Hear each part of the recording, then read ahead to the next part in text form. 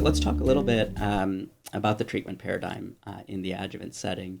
And maybe I'll start sort of broadly and get your impressions in terms of how you risk stratify your patients in the adjuvant setting and then use that to select the appropriate adjuvant setting, and whether you do that from a de-escalation mindset or more of a what are we going to layer into their adjuvant treatment, or how far are we going to extend their adjuvant treatment, sort of philosophical questions, I guess. But how do you approach risk stratification in the adjuvant setting and matching with the appropriate therapies? Yeah, that's a good question.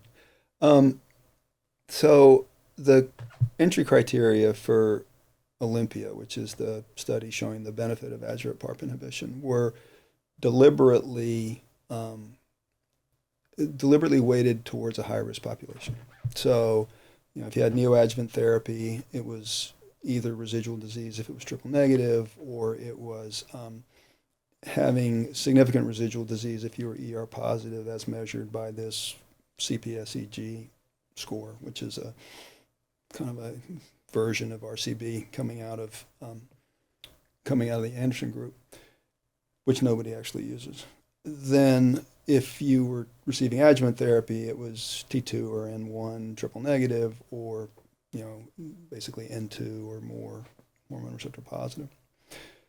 I mean, the reason that those criteria were chosen was not necessarily because those were the only people who were going to benefit, but of course, in an adjuvant trial with uncertainty about what the benefit was going to be, there was a question of, well, what was the event rate going to be? And so wanted to select a population that was going to have a high enough event rate that you could show a difference.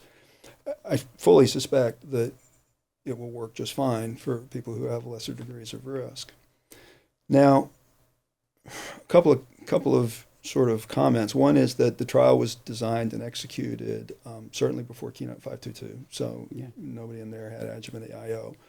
And it was also designed before the CREATE-X paradigm became well established for people who had residual triple negative disease. So nobody got pembro, nobody got capecitabine.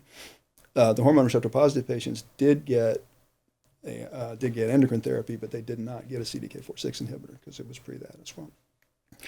So now I guess what happens is you're in this situation of, well, let's just say I have a young woman with triple negative disease who has residual disease after neoadjuvant Keynote. What do I do? Do I give them CREATE-X? Do I give them a PARP inhibitor?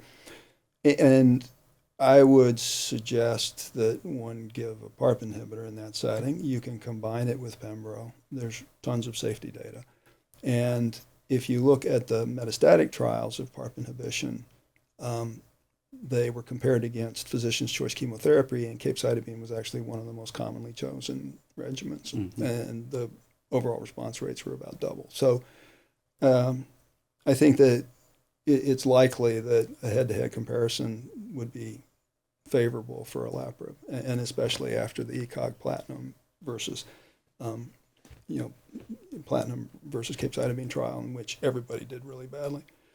The hormone receptor positive space is a little bit more complicated. You can give your standard endocrine therapy along with the PARP inhibitor for a year. The challenge is you really cannot combine it with a CDK4/6 inhibitor because of overlapping myelosuppression.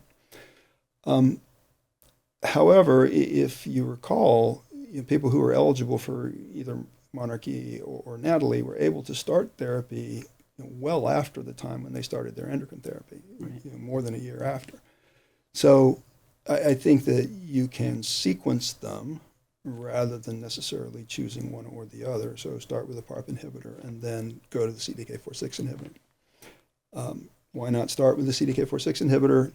We at least have some evidence, clinically, and Pedram Razavi has done this with Anton Safanoff and presented it at San Antonio, is trying to actually publish it, showing that in the metastatic setting, women who have BRCA mutations or whose cancer is actually homologous recombination deficient for any reason are less responsive to CDK4/6 inhibition, or at least they have shorter durations of response with CDK4/6 inhibition.